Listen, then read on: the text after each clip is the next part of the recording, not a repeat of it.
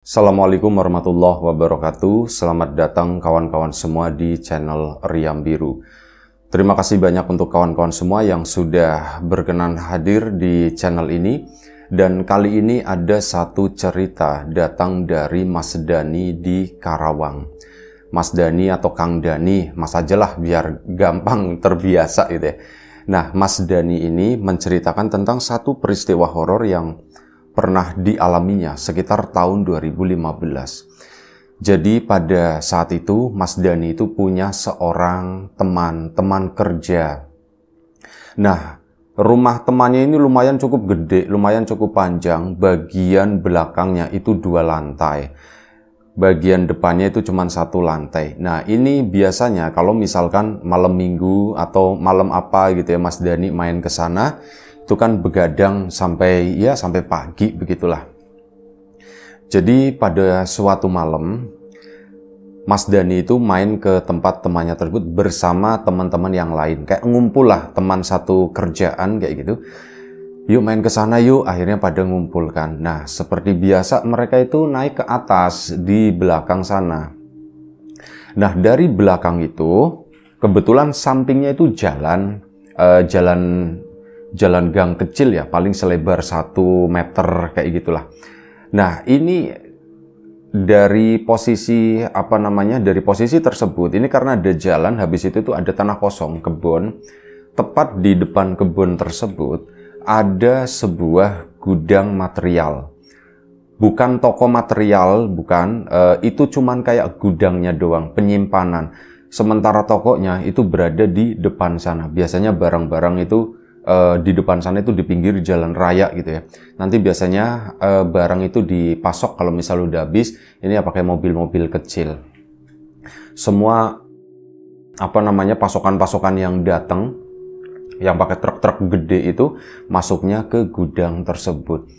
Nah, awalnya Mas Dani sendiri dan kawan-kawan itu ya nggak peduli, maksudnya nggak terlalu tertarik dengan gudang material tersebut. Mereka kan saat duduk di depan sana itu melihat dari samping rumah, kelihatan gudangnya itu di depan sana. Pada suatu malam, nah ini Mas Dani itu main di rumahnya temannya itu yang namanya Erik. Jadi pada suatu malam pada ngumpulkan, itu ada sekitar 6 orang ini di area belakang situ, dan 2 lantainya itu nggak ketutup bangunan semua kayak gitu, nggak. Jadi kayak semacam belum selesai dibangun lah. Kayak ada tembok-tembok begitu doang, setinggi 1 meter pembatas gitu ya. Atasnya sendiri tuh nggak ada ininya, nggak ada bangunannya, nggak ada atapnya. Makanya betah di situ, soalnya enak. Malam itu bisa langsung ngelihat langit. Saat bercanda juga ya mungkin nggak ngeganggu orang yang berada di rumah sana ya, suaranya lepas gitu aja. Nah, ini suatu malam mereka, dan waktu itu malam minggu, mereka tuh lagi pada ngumpul di sana. Sekitar jam 12 atau jam setengah 1 pagi, itu kan kondisi udah sepi banget gitu. Si Mas Dani sendiri duduk di samping itu ngelihat ke arah depan sana, dan kedengeran ada suara gerbang besi yang gede itu didorong, gledek kan ada suaranya khas ya. Nah, Mas Dani kan ngeliat ke situ. Ya awalnya nggak bertanya-tanya gitu kan, cuman ngediemin aja. Ini gudang dibuka, dikiranya tuh mau ada yang keluar masuk atau apa gitu, ada mobil atau apa yang keluar masuk sana atau orang atau bagaimana. Ini cuman gudang, pintu dibuka begitu aja, dan mungkin orang yang ngebuka itu berada di dalam, jadi nggak kelihatan ya. Mas Dani itu nungguin ya mungkin 1 menit 2 menit. Kok nggak ada yang keluar masuk di situ? Ini gudang mau ngapain gitu kan? Akhirnya ya cuman diliatin begitu aja gitu ya. Sampai akhirnya nanya, Rik, itu waktu itu belum nanya. Setelah beberapa menit, 5 sampai ya pokoknya beberapa menit gitu ya. Ini gudang itu pun ditutup gitu kan. Nah, di situ baru bertanya si Mas Dani, Rik, itu gudang di depan aneh katanya begitu kan. Aneh kenapa? Kata si Erik kan. Itu gerbang dibuka, tapi nggak ada yang keluar masuk, kata Mas Dani. Itu cuman dibuka, terus udah nggak ada orang. Apa gitu ya, apa jangan-jangan maling ya Rick ya. Mas Dani itu mikirnya ke arah situ. Jangan-jangan ada maling kali Rick. Maling apaan kata si Erik gitu kan. Maling mau ngambil apa? Mau ngambil paralon di situ, mau ngambil semen. Ya, ngambil semen emang nggak berat apa gitu. Ya kan bisa aja, ini jadi ngebahas itu ya. Mas Dani karena belum tahu. Bisa aja, ya nanti kan diangkut pakai mobil atau apa. Ya kan kamu bilang nggak ada mobil yang masuk. Iya juga ya Rick ya gitu ya. Mas Erik pun kayak cuman ketawa-ketawa begitu doang kan. Ngobrol sama yang lainnya. Rick, emang kenapa sih Rick gitu ya? Kok itu dibuka kayak gitu? Ya nggak tahu kata si Erik gitu kan. Tanya aja sama yang punya. Jawabnya begitu, udah. Malam itu selesai. Nah, selanjutnya kali ini bukan malam Minggu, melainkan malam Sabtu. Pokoknya harinya tuh acak. Nggak semua hari itu diingat sama si Mas Dani gitu ya. Pokoknya kapan ada waktu, misal besoknya libur atau apa, ini ngumpul di situ begadang di situ. Masih muda-muda semua waktu itu. Nah, ini ngumpul di area situ lagi, melihat lagi si Mas Dani. Gedeg. Ya jamnya itu sekitar jam setengah 1 pagi, jam 1 pagi. Dan ini udah beberapa kali, cuman ke beberapa kalinya itu nggak ngomong sama Erik, cuman diperhatikan. Mas Dani itu cuman kayak mempelajari begitu aja. Nggak ada yang keluar masuk lagi ya cuman begitu ya. Selanjutnya pun seperti itu, sampai mungkin kurang lebih udah sekitar 4 atau 5. Bahkan sebelum gudang itu dibuka, masih sekitar jam 10-an, masih lumayan cukup sore. Mas Dani pun ngebuka omongan sama Erik. Rick, aku itu penasaran Rick gitu ya. Aku udah beberapa kali di sini, memang sesekali di situ nggak melihat gitu ya. Gudang itu tetap kondisinya nutup, cuman beberapa kali itu udah melihat yang kayak gitu. Makanya Mas Dani itu heran, Rick, kamu masa sebagai orang sini nggak tahu apaan? Dan ya kamu kan di depannya itu loh, gudang material itu yang di depan gitu. Lah udah nggak usah dibahas kata si Erik. Emang kenapa Rick? Ya, malah tambah penasaran kan. Cerita Rick kenapa? Yang lain juga akhirnya tertarik. Emang kenapa? Dan yang lain itu nggak nyadar. Jadi akhirnya Mas Dani pun cerita. Jadi gini bro, aku udah berada di sini dan aku udah memperhatikan beberapa kali. Gudang itu tuh buka tutup, cuman apa? Nggak ada yang keluar masuk, nggak ada orang yang masuk, nggak ada orang yang keluar, kendaraan pun nggak ada. Terus habis itu pintunya ditutup lagi. Ngapain coba? Apa buang angin doang? Ya nggak mungkin orang ini gudang kok buang angin, pikirnya si ini. Kata teman-temannya, iya ya, kenapa ya Rick ya? Gitu kan, kenapa ya? Mas Erik pun akhirnya dipaksa-paksa sama yang lain. Kenapa Rick? Ada cerita ini nggak, ada cerita horor atau enggak gitu. Kalau kata si Mas Erik sih, ya begitu sih sebenarnya, aku males nyeritain ini. Soalnya ya jatuhnya nanti ngomongin orang, kata si Mas. Udah Rick, nggak apa-apa cerita aja, kan lagian kita nggak kenal gitu. Ya iya sih, cuman kan aku jadi ngomongin tetanggaku, kata si Mas Erik. Rick cerita itu. Mas Dani pun sama gitu. Ayo dong Rick, ceritain dong Rick, aku penasaran nih Rick, kenapa Rick gitu kan.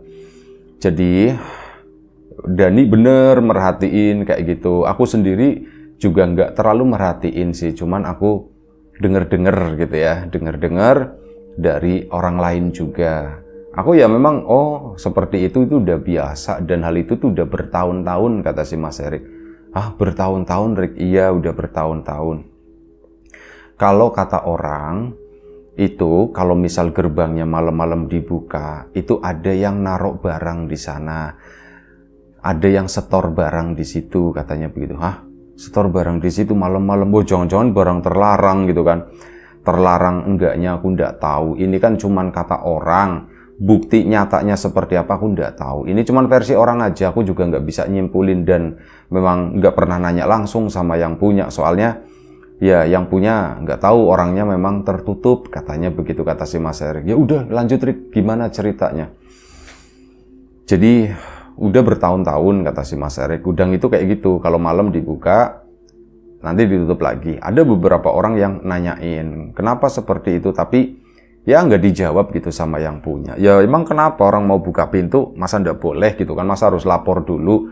Ya nggak apa-apa, kata si orang itu kan. Bebas-bebas aja kan. Ya sudah, warga pun yang bertanya, iya juga ya gitu ya. Memang nggak perlu lapor, nggak perlu apa. Akhirnya sudah. Akhirnya warga kan berasumsi, konon katanya, dan ini menurut orang yang katanya itu bisa ngelihat gitu. Itu kalau misal gerbang dibuka, lagi ada kendaraan besar kayak gimana, enggak tahu. Katanya bentuknya itu kayak semacam gerobak begitu doang, gerobak tapi gede banget. Kayak seukuran truk segitu. Nah itu ditarik sama beberapa kerbau, katanya gitu. Kebaunya itu hitam semua. Nah ini nanti masuk ke situ, mundur gitu ya. Si ini tadi kayak mirip truk itu mundur ke sana dan nurunin barang. Itu kata warga, seperti itu kata orang yang katanya bisa melihat. Maksudnya kayak gimana Rick, itu barang-barang apa gitu kan. Nah si Mas Dani sendiri juga nggak tahu gitu ya, ini tuh pesugihan atau apa. Kalau kata Erik ya itu kayak semacam pesugihan lah. Jadi barangnya dia tuh jual barang asli gitu ya, cuman barang itu dapatnya dari mana itu nggak tahu. Dan menurut warga itu datangnya secara gaib, tahu-tahu ada aja gitu. Pokoknya kayak gitulah ceritanya. Masa sih kayak gitu ya? Ya nggak tahu, aku juga nggak tahu, dan aku nggak terlalu mikirin itu, nggak mau ikut campur lah urusan orang. Si Mas Dani kan jadi tertarik gitu ya. Hah? Oh ada ya yang seperti itu ya. Emang ada Rick yang kayak gitu? Aku nggak tahu. Jawaban Erik itu seperti itu. Cuman teman-teman yang lain itu ya kayak gitu. Memang ada kok, bener kok. Bahkan kalau nggak salah itu ada yang dulu pernah diceritakan di cerita yang lalu ya. Ini tentang seorang sopir yang begitu kerjanya itu ngambil barang di daerah selatan sana, pantai selatan deket-deket situ. Kalau nggak salah di daerah Kebumen atau mana gitu ya.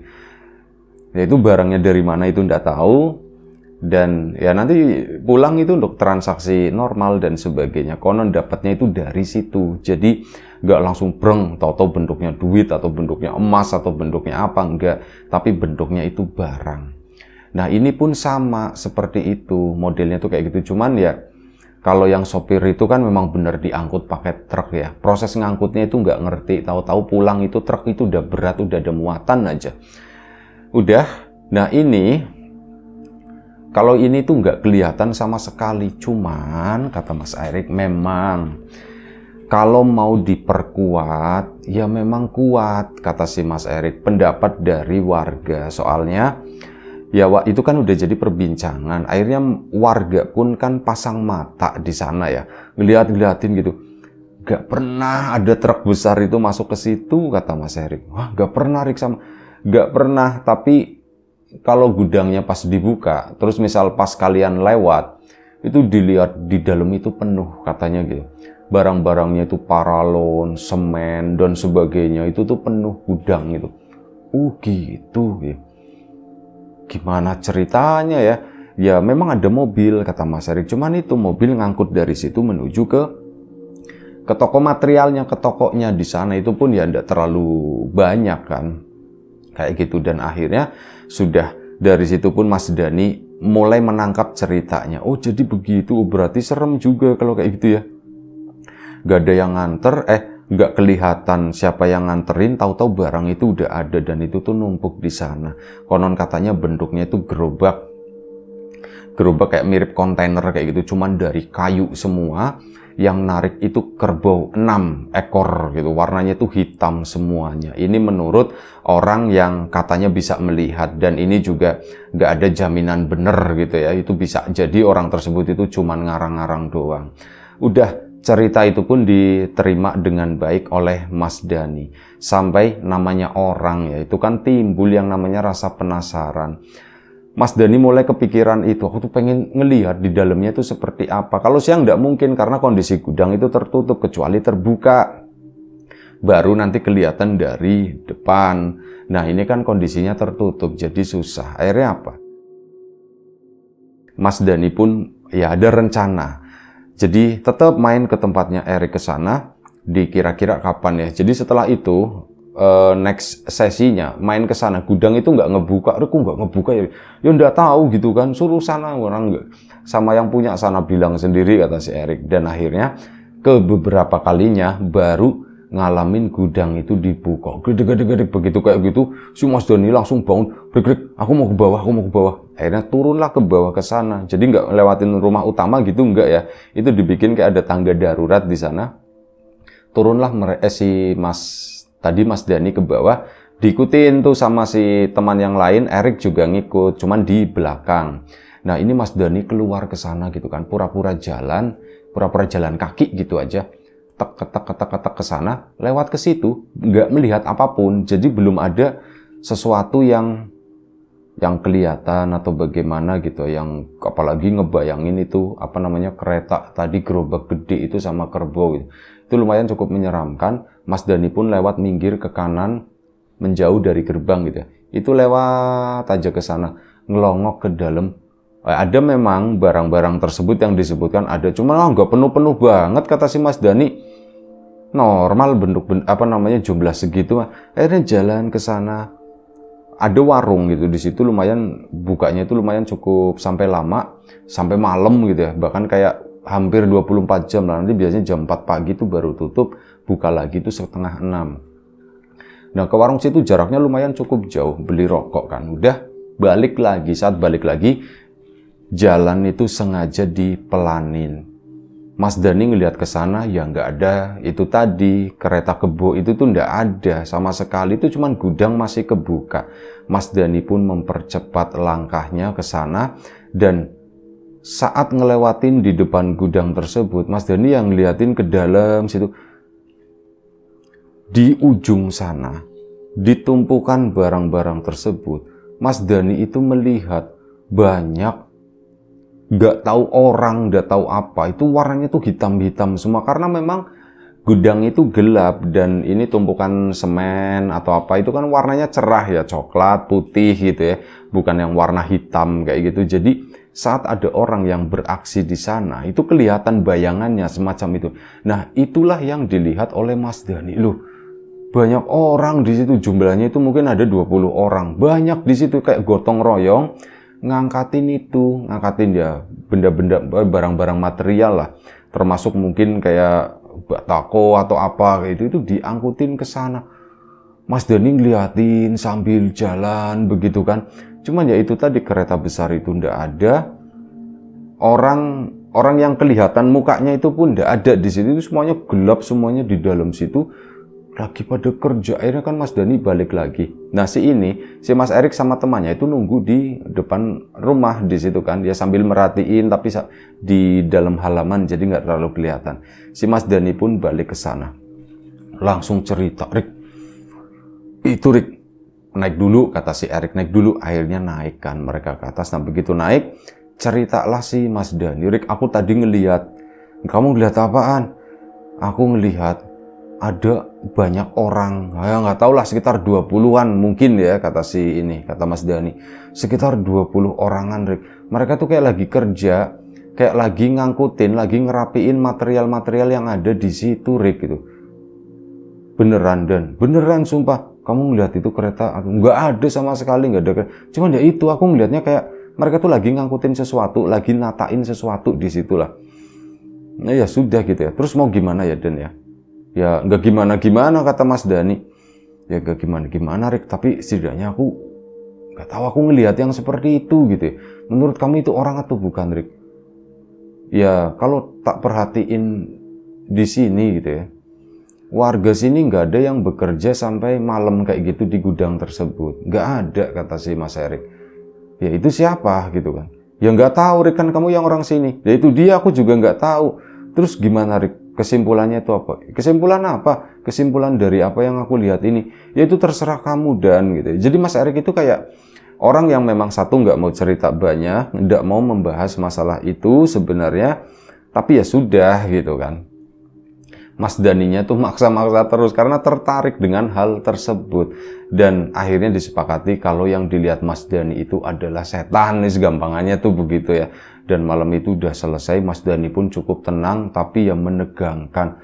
Kok seperti itu ya? Pulang ke rumah cerita sama orang tuanya, Pak, Bu, di depan rumah Erik gini gitu kan. Ya udah, kamu, kata bapak sama ibunya sih dipesenin, udah kamu cukup tahu aja, nggak usah ikut campur gimana-gimana. Kalau bisa nggak usah diceritain lah ke orang-orang situ gitu ya, nggak usah.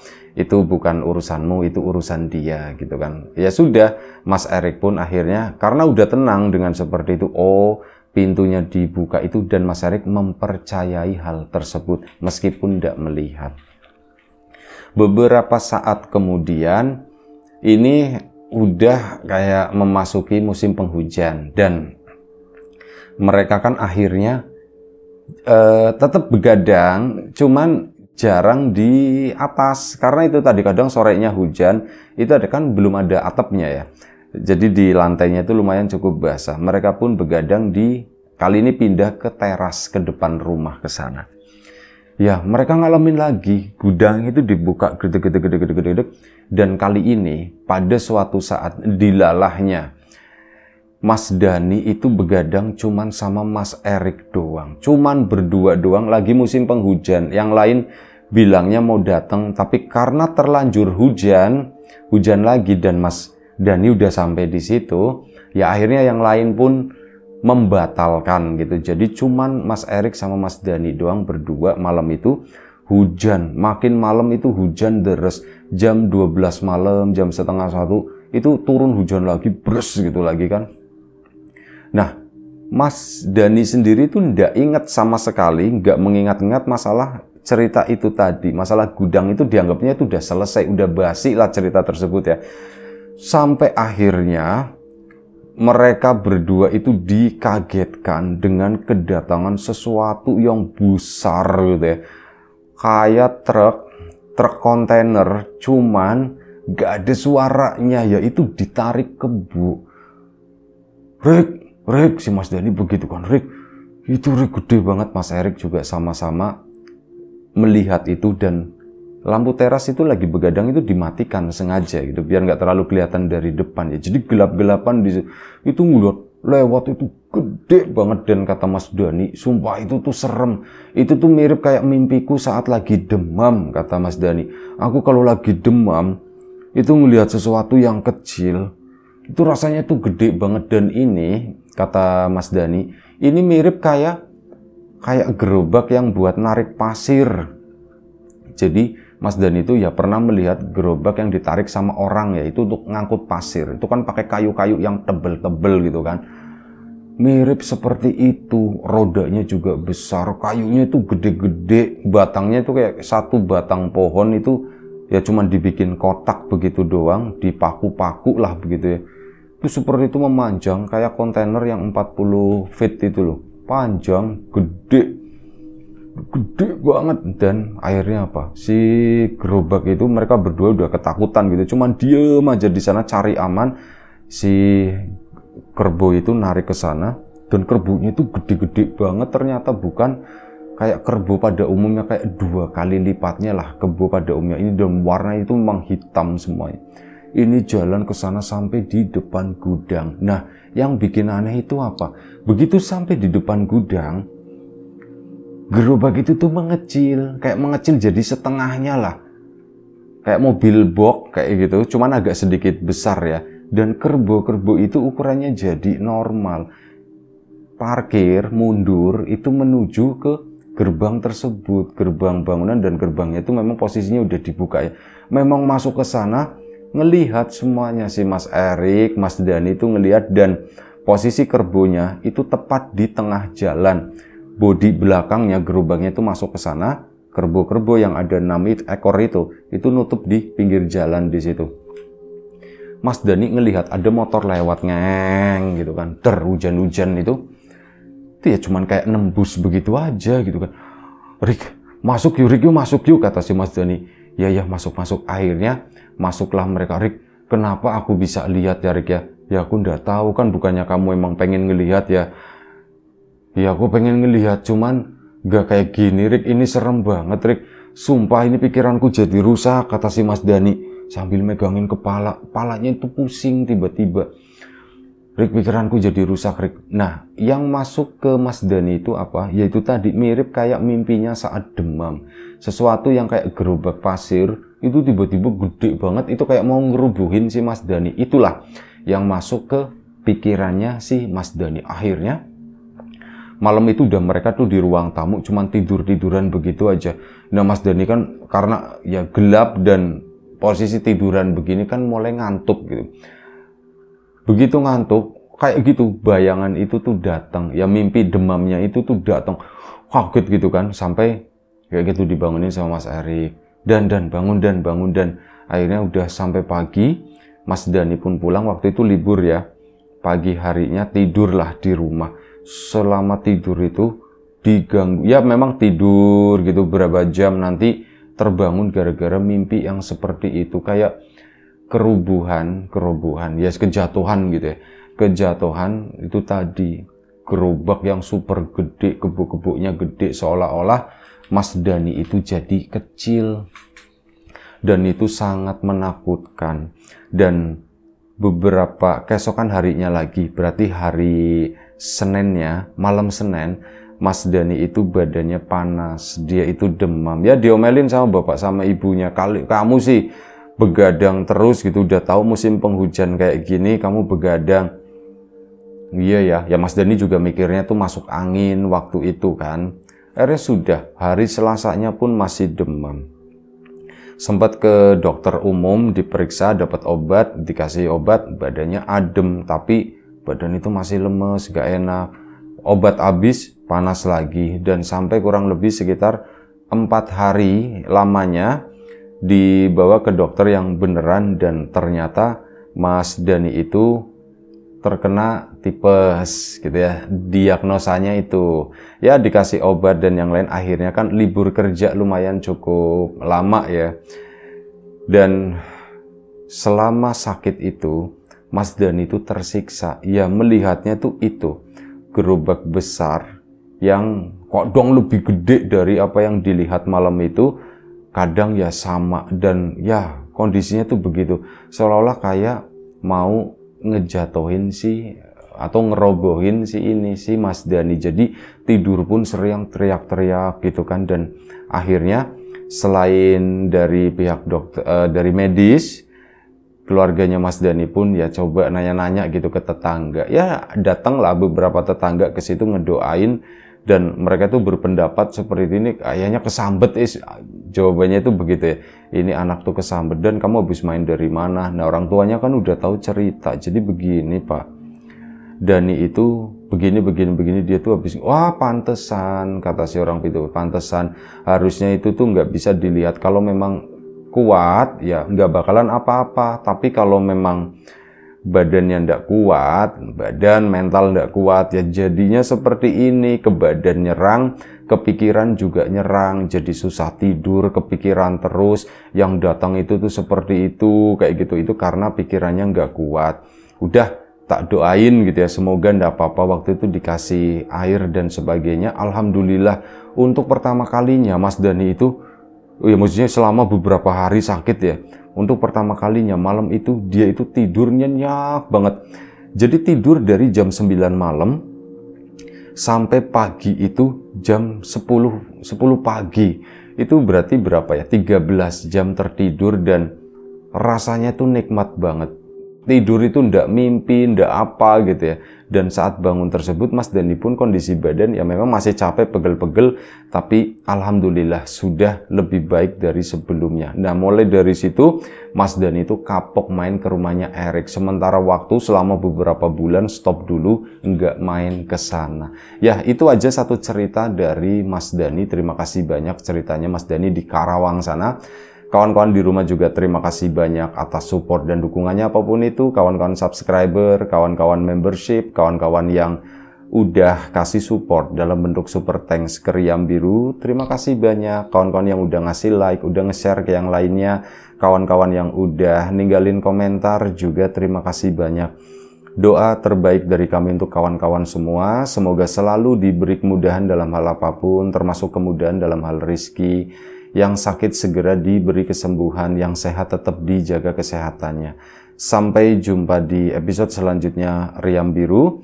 Jaga kesehatan kawan-kawan semuanya. Sekali lagi terima kasih banyak ya. Assalamualaikum warahmatullahi wabarakatuh.